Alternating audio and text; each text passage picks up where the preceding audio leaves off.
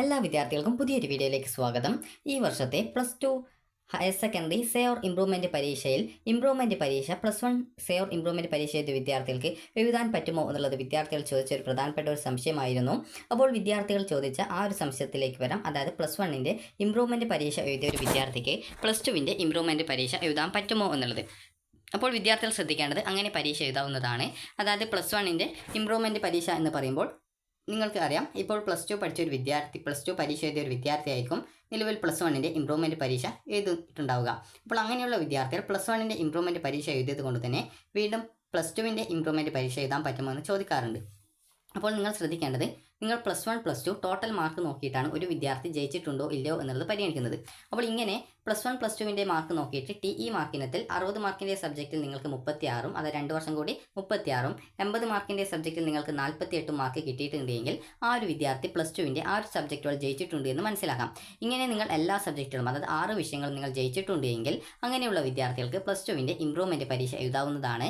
+2വിൻ്റെ improvement പരീക്ഷ എന്ന് പറയുമ്പോൾ നിങ്ങൾക്ക് അറിയാം, ആദ്യമായിട്ട് +2, അതായത് റെഗുലർ വിഭാഗത്തിലുള്ള +2 വിദ്യാർത്ഥികൾക്കാണ് ഇംപ്രൂവ്മെൻറ്റ് ചെയ്യാനുള്ള സൗകര്യം ഉണ്ടാവുക. റെഗുലർ എന്ന് പറയുമ്പോൾ ആദ്യമായിട്ട് +2വിൻ്റെ പരീക്ഷ എഴുതിയ വിദ്യാർത്ഥികളാണ് റെഗുലർ വിഭാഗം വിദ്യാർത്ഥികൾ എന്ന് പറയുന്നത്. അപ്പോൾ അങ്ങനെയുള്ള വിദ്യാർത്ഥികൾക്ക് +2വിൻ്റെ ഈ ഒരു ഇംപ്രൂവ്മെൻറ്റ് പരീക്ഷ എഴുതാനുള്ള അവസരമുണ്ട്. ഒരു വിഷയമാണ് ഇംപ്രൂവ്മെൻറ്റ് ചെയ്യാൻ പറ്റുക. അത് നിങ്ങൾ +1 ഇംപ്രൂവ്മെൻറ്റ് ചെയ്തിട്ടുണ്ടെങ്കിലും ഇല്ലെങ്കിലും നിങ്ങൾക്ക് +2വിൻ്റെ ഇംപ്രൂവ്മെൻറ്റ് ചെയ്യാം. അതിന് പ്രത്യേകിച്ച് പ്രോബ്ലം ഒന്നുമില്ല. ഒരു വിഷയം മാത്രമാണ് ഇംപ്രൂവ്മെൻറ്റ് ചെയ്യാൻ പറ്റുക. എന്തെങ്കിലും DHSCയിൽ നിന്നുള്ള എന്തെങ്കിലും സ്പെഷ്യൽ ഓർഡേഴ്സ് നിങ്ങൾക്ക് കിട്ടിയിട്ടുണ്ടെങ്കിൽ മാത്രമാണ് ഒന്നിലധികം സബ്ജക്റ്റ് ഇംപ്രൂവ്മെൻറ്റ് ചെയ്യാനുള്ള അവസരം ഉണ്ടാവുക.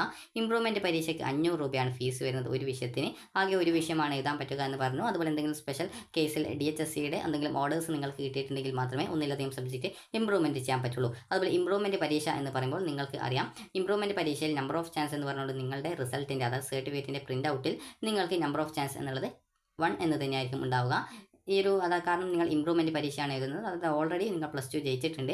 ജയിച്ചൊരു വിദ്യാർത്ഥിയുടെ സർട്ടിഫിക്കറ്റിൽ നമ്പർ ഓഫ് ചാൻസ് 1 എന്നാണ് ഉണ്ടാവുക. നിങ്ങൾ ആ ഒരു മാർക്ക് ഇംപ്രൂവ്മെൻറ്റ് ചെയ്യുന്നതിനായിട്ട് വേണ്ടി വീണ്ടും പരീക്ഷ എഴുതുകയാണ് ചെയ്യുന്നത്. അത് ജയിക്കാൻ വേണ്ടിയിട്ടല്ല, മാർക്ക് ഇംപ്രൂവ്മെൻറ്റ് ചെയ്യാനായിട്ട്, മാർക്ക് കൂട്ടുന്നതിന് വേണ്ടിയിട്ടാണ് പരീക്ഷ എഴുതുന്നത്. അതുകൊണ്ട് തന്നെ നമ്പർ ഓഫ് ചാൻസ് എന്നുള്ളത് 1 തന്നെ ആയിരിക്കും ഉണ്ടാവുക.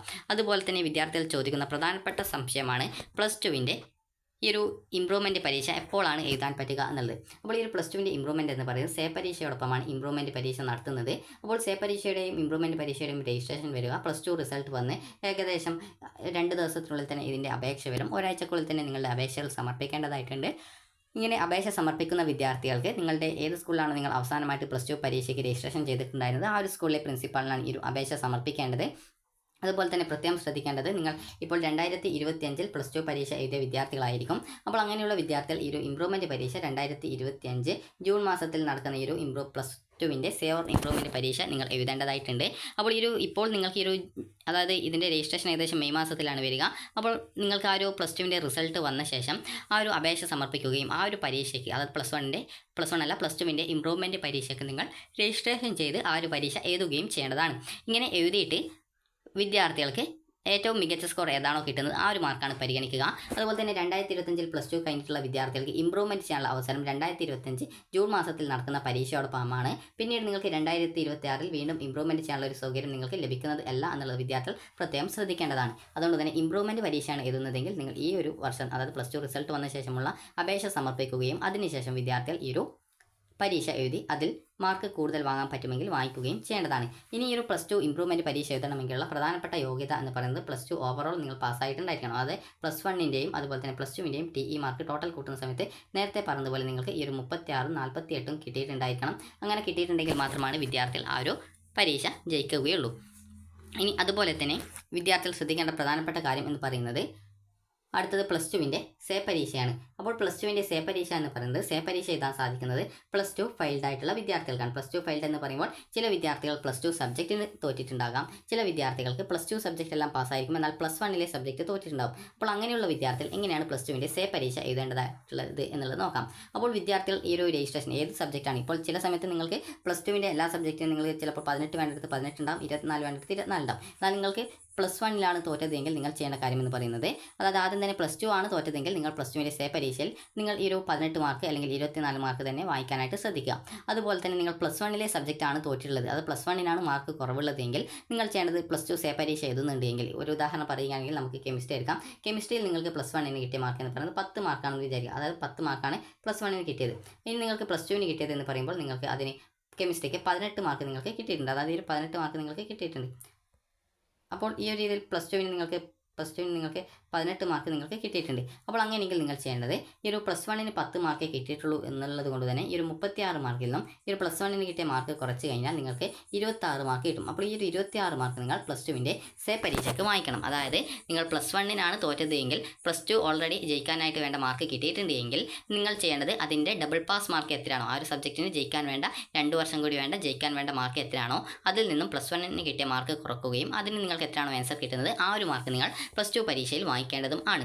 അതുപോലെ തന്നെ നിങ്ങളിപ്പോൾ പ്ലസ് ടുവിനാണ് നിങ്ങൾ തോറ്റിട്ടുള്ളതെങ്കിൽ, അത് പ്ലസ് ടുവിൻ്റെ സബ്ജക്റ്റിനാണ് മാർക്ക് കുറവുള്ളതെങ്കിൽ നിങ്ങൾ ഈ ഒരു പ്ലസ് വണ്ണിന്, അതായത് നിങ്ങൾക്ക് ഇപ്പോൾ ഡബിൾ പാസ് മാർക്ക് എത്രയാണോ അതിൽ നിന്നും നിങ്ങൾ പ്ലസ് വണ്ണിന് കിട്ടിയ മാർക്ക് കുറച്ച് കഴിഞ്ഞാൽ നിങ്ങൾക്ക് എത്രയാണോ കിട്ടുന്നത് ആ ഒരു മാർക്ക് നിങ്ങൾ പ്ലസ് ടു പരീക്ഷയിൽ വാങ്ങിക്കേണ്ടതാണ്. അപ്പോൾ നിങ്ങൾക്ക് മനസ്സിലായിട്ടുണ്ടാകുമെന്ന് കരുതുന്നു. മനസ്സിലായിട്ടില്ലെങ്കിൽ ജസ്റ്റ് ഒന്നുകൂടി പറയാം. അതായത് ഒരു വിദ്യാർത്ഥിക്ക് ഇപ്പോൾ പ്ലസ് വണ്ണിന് കെമിസ്ട്രി നോക്കാം. അപ്പോൾ കെമിസ്ട്രിക്ക് പ്ലസ് വണ്ണിന് കിട്ടിയത് 10 മാർക്കാണെന്ന് വിചാരിക്കാം.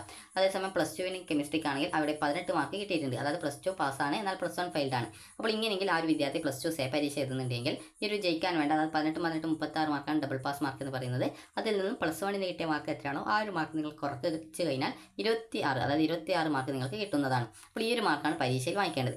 അതേസമയം ഒരു വിദ്യാർത്ഥിക്ക് ഈ ഒരു രീതിയിലല്ല, അതായത് പ്ലസ് വണ്ണിന് കെമിസ്ട്രിക്ക് കിട്ടിയ മാർക്ക് എന്ന് പറയുന്നത് 18 മാർക്കാണ് കിട്ടിയതെന്ന് വിചാരിക്കാം. പ്ലസ് ടുവിന് കിട്ടിയിട്ടുള്ളത് ഒരു 5 മാർക്കാണെന്ന് വിചാരിക്കാം. അപ്പോൾ ഇങ്ങനെ വരുന്ന സാഹചര്യത്തിൽ ആ ഒരു വിദ്യാർത്ഥിക്ക്, അതായത് ഓൾറെഡി പ്ലസ് വണ്ണിന് മാർക്ക് ഉണ്ട്, അപ്പോൾ അതുകൊണ്ട് തന്നെ ഒരു 36ൽ നിന്നും 18 മാർക്ക് കുറക്കുക. 18 മാർക്ക് കുറച്ച് കഴിഞ്ഞാൽ കിട്ടുന്ന ഉത്തരം 18 ആണ്. അപ്പോൾ ഈ ഒരു രീതിയിൽ നിങ്ങൾക്ക് എത്ര മാർക്കാണോ വേണ്ടത് ആ ഒരു മാർക്ക് നിങ്ങൾക്ക് ഈ ഒരു രീതിയിൽ എത്ര മാർക്ക് നിങ്ങൾ വാങ്ങിക്കണം എന്നുള്ളത് മനസ്സിലാക്കാൻ സാധിക്കുന്നതാണ്.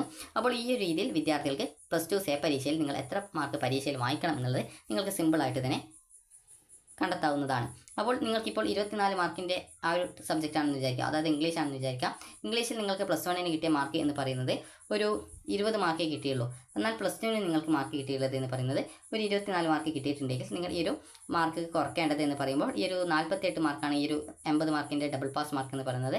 അപ്പോൾ 48 മാർക്കിൽ നിന്നും നിങ്ങൾക്ക് പ്ലസ് വണ്ണിന് കിട്ടിയ 20 മാർക്ക് കുറച്ച് കഴിഞ്ഞാൽ നിങ്ങൾക്ക് 28 മാർക്ക് കിട്ടും. അപ്പോൾ ഈ ഒരു മാർക്കാണ് നിങ്ങൾ പരീക്ഷയിൽ വാങ്ങിക്കേണ്ടത്. ഇനി അതേസമയം വിദ്യാർത്ഥികൾക്ക് ഈ ഒരു രീതി, അതായത് ഇംഗ്ലീഷിൽ തന്നെ പ്ലസ് വണ്ണിന് കിട്ടിയ മാർക്ക് എന്ന് പറയുന്നത് 26 മാർക്കാണ്, എന്നാൽ പ്ലസ് ടുവിന് കിട്ടിയത് 15 മാർക്കാണ്. അപ്പോൾ ഇങ്ങനെ കിട്ടുന്ന സാഹചര്യത്തിൽ നിങ്ങൾ എത്ര മാർക്ക് പ്ലസ് ടുവിൻ്റെ സേ പരീക്ഷയിൽ നിങ്ങൾ വാങ്ങിക്കണം എന്ന് ചോദിച്ചാൽ ഈ ഒരു ഡബിൾ പാസ് മാർക്ക് എന്ന് പറയുന്നത് 80 മാർക്കിൻ്റെ ഡബിൾ പാസ് എന്ന് പറയുന്നത് നിങ്ങൾക്കറിയാം 48 മാർക്കാണ്. അപ്പോൾ ഈ 48 മാർക്കിൽ നിന്നും പ്ലസ് വണ്ണിന് കിട്ടിയ മാർക്ക് എത്രയാണോ അത് നിങ്ങൾ കുറക്കുക. അപ്പോൾ 26 മാർക്കാണ്. അപ്പോൾ അതിൻ്റെ 26 മാർക്ക് കുറക്കുക. അപ്പോൾ ഈ ഒരു മാർക്ക് കുറച്ച് കഴിഞ്ഞാൽ നിങ്ങൾക്ക് അറിയാൻ സാധിക്കും 22 മാർക്കാണ് നിങ്ങൾ അടുത്ത പ്ലസ് ടുവിൻ്റെ സേ പരീക്ഷയ്ക്ക് വാങ്ങിക്കേണ്ടത്. അപ്പോൾ ഈ ഒരു രീതിയിൽ നിങ്ങൾക്ക് ഈ ഒരു പ്ലസ് ടുവിന് പരീക്ഷയിൽ സേ പരീക്ഷയിൽ വാങ്ങിക്കേണ്ട മാർക്ക് അറിയാനായിട്ട് ആ ഒരു സബ്ജക്റ്റിൻ്റെ ഡബിൾ പാസ് മാർക്ക് എത്രയാണോ അതിൽ നിന്നും പ്ലസ് വണ്ണിന് കിട്ടിയ മാർക്ക് TE മാർക്ക് കുറച്ച് കഴിഞ്ഞാൽ നിങ്ങൾക്ക് ജയിക്കാൻ വേണ്ട മാർക്ക് നിങ്ങൾക്ക് സിമ്പിളായിട്ട് തന്നെ മനസ്സിലാക്കാൻ സാധിക്കുന്നതാണ്. അപ്പോൾ ഇങ്ങനെ പ്ലസ് ടു സേ പരീക്ഷ എഴുതുന്ന സമയത്ത് നിങ്ങൾക്ക്, അതായത് നിങ്ങൾക്ക് കമ്പാർട്ട്മെൻ്റൽ വിഭാഗത്തിലായിട്ട് പരീക്ഷ എഴുതാം. അങ്ങനെയുള്ള വിദ്യാർത്ഥികൾക്ക് ആ ഒരു രീതിയിൽ ഈ ഒരു സേ പരീക്ഷ എഴുതാം. അതുപോലെ തന്നെ വിദ്യാർത്ഥികൾ റെഗുലർ വിഭാഗത്തിലുള്ള വിദ്യാർത്ഥികളുണ്ടാകും. അതുപോലെ പല വിഭാഗത്തിലുള്ള വിദ്യാർത്ഥികൾ പ്ലസ് ടു തോറ്റിട്ടുണ്ടാകും. അപ്പോൾ ഇങ്ങനെയുള്ള എല്ലാ വിദ്യാർത്ഥികൾക്കും പ്ലസ് ടു സേ പരീക്ഷയ്ക്ക് രജിസ്ട്രേഷൻ ചെയ്യാവുന്നതാണ്. പ്ലസ് ടു തോറ്റൊരു വിദ്യാർത്ഥിക്ക് ഇമ്പ്രൂവ്മെൻറ്റ് ചെയ്യാൻ പറ്റില്ല. പ്ലസ് ടു തോറ്റൊരു വിദ്യാർത്ഥി സേ പരീക്ഷ എഴുതിയിട്ടാണ് ജയിക്കേണ്ടത്. അതുപോലെ തന്നെ ഒരു വിദ്യാർത്ഥിക്ക് സേയോ അല്ലെങ്കിൽ ഇമ്പ്രൂവ്മെൻറ്റോ ഇതിൽ ഏതെങ്കിലും ഒന്ന് മാത്രമേ എഴുതാനായിട്ട് സാധിക്കത്തുള്ളൂ.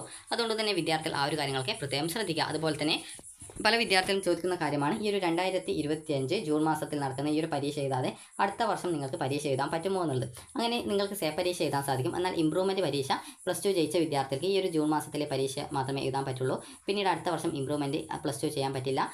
അതേസമയം സേ പരീക്ഷയാണെങ്കിൽ നിങ്ങൾക്ക് ഈ ഒരു ഇപ്പോൾ എഴുതിയിട്ടില്ലെങ്കിലും അടുത്ത വർഷമായാലും ഏത് വർഷമായാലും ഏതായാലും ഒരു 5 വർഷത്തിനുള്ളിൽ നിങ്ങൾക്ക് എഴുതിയിട്ട് എടുക്കാൻ സാധിക്കുന്നതാണ്. എന്നാൽ ശ്രദ്ധിക്കേണ്ട കാര്യം എന്ന് പറയുന്നത് ഇതിൻ്റെ രജിസ്ട്രേഷനാണ്. നിങ്ങളിപ്പോൾ പ്ലസ് ടുവിൻ്റെ സേ പരീക്ഷയാണ്, അതായത് അതിൻ്റെ രജിസ്ട്രേഷനാണ് ചെയ്യുന്നതെങ്കിൽ ഏകദേശം മെയ് മാസത്തിലാണ് രജിസ്ട്രേഷൻ വരിക, ജൂൺ മാസത്തിലാണ് പരീക്ഷ വരുന്നത്. അതേസമയം നിങ്ങൾ ആ ഒരു പരീക്ഷ എഴുതുന്നില്ല എങ്കിൽ നിങ്ങൾക്ക് പിന്നീടുള്ള രജിസ്ട്രേഷൻ എന്ന് പറയുന്നത് 2026 നടക്കുന്ന പ്ലസ് ടു അല്ലെങ്കിൽ പ്ലസ് വണ്ണിൻ്റെ പബ്ലിക് എക്സാമിനേഷനാണ്. അപ്പോൾ ആ ഒരു സമയത്ത് നിങ്ങൾക്ക് കമ്പാർട്ട്മെൻ്റൽ വിഭാഗത്തിലായിട്ട് നിങ്ങൾക്ക് പ്ലസ് വൺ ആണോ പ്ലസ് ടുവിനാണോ ഏത് വർഷത്തേതാണ് തോറ്റത് അതിനനുസരിച്ച് പ്ലസ് വൺ പബ്ലിക് എക്സാമിനേഷനും അതല്ലെങ്കിൽ പ്ലസ് ടു പബ്ലിക് എക്സാമിനേഷനായിട്ടോ നിങ്ങൾക്ക് രജിസ്ട്രേഷൻ ചെയ്യാൻ സാധിക്കുന്നതായിരിക്കും. അതുപോലെ തന്നെ നിങ്ങൾ ശ്രദ്ധിക്കേണ്ട കാര്യം എന്ന് പറയുന്നത് ഇതിൻ്റെ രജിസ്ട്രേഷൻ എന്ന് പറയുന്നത് ഏകദേശം സെപ്റ്റംബർ, ഒക്ടോബർ, നവംബർ ഈ ഒരു മാസത്തിനുള്ളിലായിട്ടാണ് വരുന്നത്. അപ്പോൾ അതുകൊണ്ട് തന്നെ നിങ്ങൾ ശ്രദ്ധിക്കേണ്ടത് കൃത്യമായിട്ട് ഇതിൻ്റെ രജിസ്ട്രേഷനും കാര്യങ്ങളൊക്കെ എപ്പോഴാണ് വരുന്നത് എന്നത് പ്രത്യേകം ശ്രദ്ധിക്കുക. അതുപോലെ തന്നെ 2026 നടക്കുന്ന, അതായത് മാർച്ച് മാസത്തിൽ നടക്കുന്ന ഈ ഒരു പബ്ലിക് എക്സാമിനേഷൻ രജിസ്ട്രേഷൻ ചെയ്തുകൊണ്ട് മാത്രമേ വിദ്യാർത്ഥികൾക്ക് പിന്നീട് +2 ജയിക്കാൻ സാധിക്കത്തുള്ളൂ. കാരണം പല വിദ്യാർത്ഥികളും ചോദിക്കുന്നതാണ് പിന്നീട് അടുത്ത വർഷത്തെ +2 സേവർ ഇംപ്രൂവ്മെൻറ്റ് പരീക്ഷ എഴുതാൻ പറ്റുമോ എന്നുള്ളത്. അപ്പോൾ ഓരോ വർഷത്തെയും പബ്ലിക് എക്സാമിനേഷൻ രജിസ്ട്രേഷൻ ചെയ്തിട്ടില്ലെങ്കിൽ ആ ഒരു വിദ്യാർത്ഥിക്ക് സേ പരീക്ഷയ്ക്കായിട്ട് പുതുതായിട്ട് രജിസ്ട്രേഷൻ ചെയ്യാനുള്ള സൗകര്യം ഉണ്ടാവില്ല. അപ്പോൾ അതുകൊണ്ട് തന്നെ നിങ്ങൾ ഇപ്പോൾ ഈ ഒരു +2 സേ പരീക്ഷ +2 തോറ്റിട്ട് എഴുതുന്നില്ല എങ്കിൽ നിങ്ങൾ അടുത്ത 2026 മാർച്ചിൽ നടക്കുന്ന +1ൻ്റെയോ അല്ലെങ്കിൽ +2ൻ്റെയോ പബ്ലിക് എക്സാമിനേഷന് കമ്പാർട്ട്മെൻറ്റൽ വിഭാഗത്തിലായിട്ട് പരീക്ഷ എഴുതി ജയിക്കാനായിട്ട് ശ്രദ്ധിക്കുക. അപ്പോൾ വിദ്യാർത്ഥികൾക്ക് ആ ഒരു പരീക്ഷയും ജയിച്ചിട്ടില്ല, ആ ഒരു പരീക്ഷയും എഴുതിയിട്ട് ജയിക്കാൻ പറ്റിയിട്ടില്ല എങ്കിൽ മാത്രമാണ് +2 സേ പരീക്ഷ 2026 വീണ്ടും എഴുതാൻ പറ്റുള്ളൂ. അല്ലാതെ വിദ്യാർത്ഥികൾക്ക് നേരിട്ട് പോയിട്ട് +2 സേ ഓർ ഇംപ്രൂവ്മെൻറ്റ് പരീക്ഷയ്ക്ക് 2026 പരീക്ഷയ്ക്ക് രജിസ്ട്രേഷൻ ചെയ്യാൻ പറ്റില്ല. അതുകൊണ്ട് തന്നെ പബ്ലിക് എക്സാമിനേഷനായിട്ടാണ് നിങ്ങൾ രജിസ്ട്രേഷൻ ചെയ്യേണ്ടത്. അപ്പോൾ നിങ്ങൾക്ക് ഈ ഒരു വീഡിയോ ഉപകാരപ്രദമായിട്ടുണ്ടെന്ന് കരുതുന്നു. അപ്പോൾ ഇപ്പോൾ +2 സേ പരീക്ഷ എഴുതാതെ വിദ്യാർത്ഥികൾ, അങ്ങനെ എഴുതാൻ പറ്റില്ല എന്ന് വിചാരിക്കുന്ന വിദ്യാർത്ഥികളുണ്ടെങ്കിൽ 2026 മാർച്ചിൽ നടക്കുന്ന, അതായത് ഏകദേശം സെപ്റ്റംബർ, ഒക്ടോബർ, നവംബർ മാസത്തിൽ വരുന്ന ഈ 2026 മാർച്ചിലെ +1 പബ്ലിക് എക്സാമിനേഷൻ അല്ലെങ്കിൽ +2 പബ്ലിക് എക്സാമിനേഷനിൽ കമ്പാർട്ട്മെൻറ്റൽ വിഭാഗത്തിലായിട്ട് രജിസ്ട്രേഷൻ ചെയ്ത് വിദ്യാർത്ഥികൾ ജയിക്കാനായിട്ട് ശ്രദ്ധിക്കേണ്ടതാണ്. അപ്പോൾ വിദ്യാർത്ഥികൾക്ക് ഈ ഒരു വീഡിയോ ഉപകാരപ്രദമായിട്ടുണ്ടെങ്കിൽ ലൈക്ക് ചെയ്യുക, ഷെയർ ചെയ്യുക. Thank you for watching.